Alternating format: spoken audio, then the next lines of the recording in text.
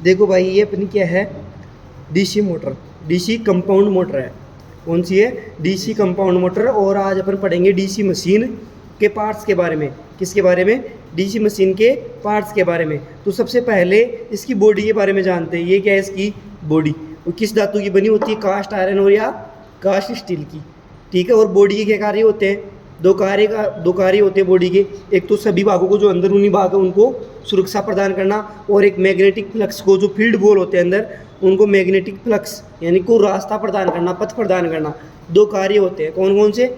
एक तो सभी भागों को सुरक्षा प्रदान करना, दूसरा चुंबकीय क्षेत्र, जो अंदर मैग्नेटिक फील्ड बनेगा उसको चुंबकीय क्षेत्र को रास्ता प्रदान करने का कार्य करती है। दो काम होंगे।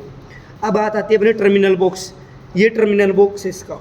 इसमें कितने सिरे निकल रहे हैं? 6 सिरे निकल रहे हैं। 6 का मतलब कौन सी है?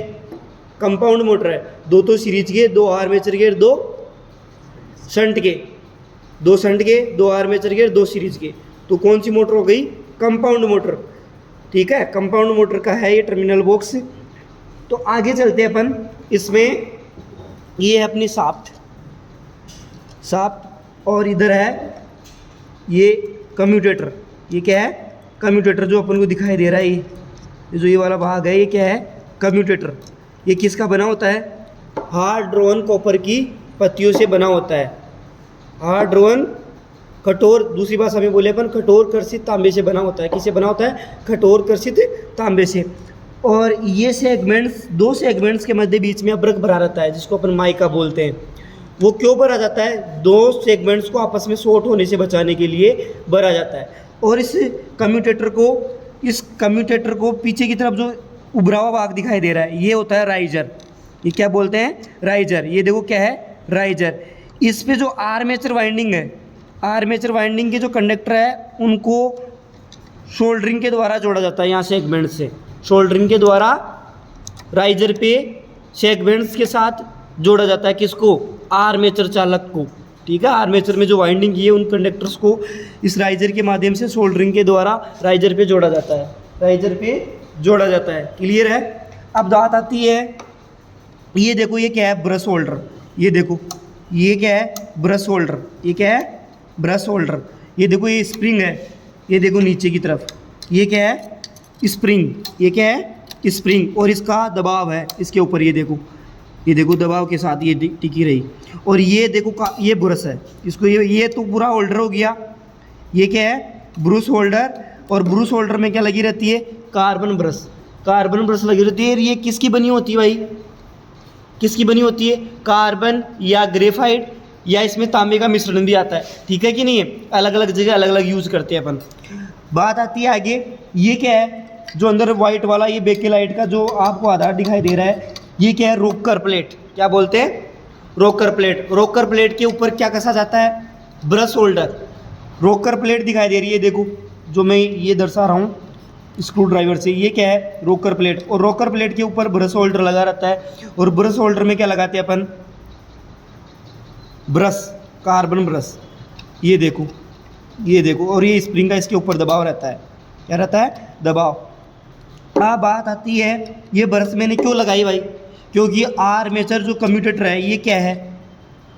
मूवमेंट करता है, गति करता है, रोटेट करता है। तो अपन डायरेक्ट वायर तो निकाल नहीं सकते। तो कार्बन एक अर्धचालक है, उसको यूज लिया। और ये इस पे क्या स्लाइडिंग कॉन्टैक्ट रखता है, फिसलता हुआ संपर्क रखता है। किसके ऊपर? कम्यूटेटर के ऊपर।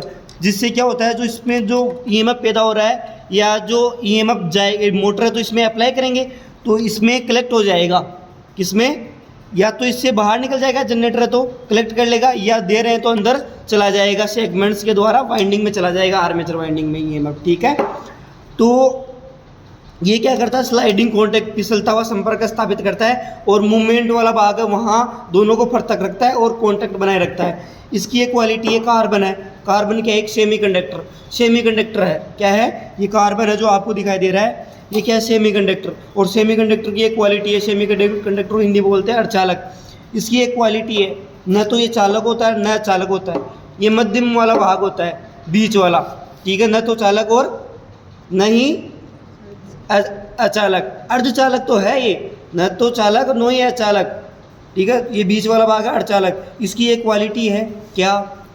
जब इसको गर्म करते हैं, टेम्परेचर गर्म करते हैं, तो इसका रेजिस्टेंस क्या होता है, घटता है।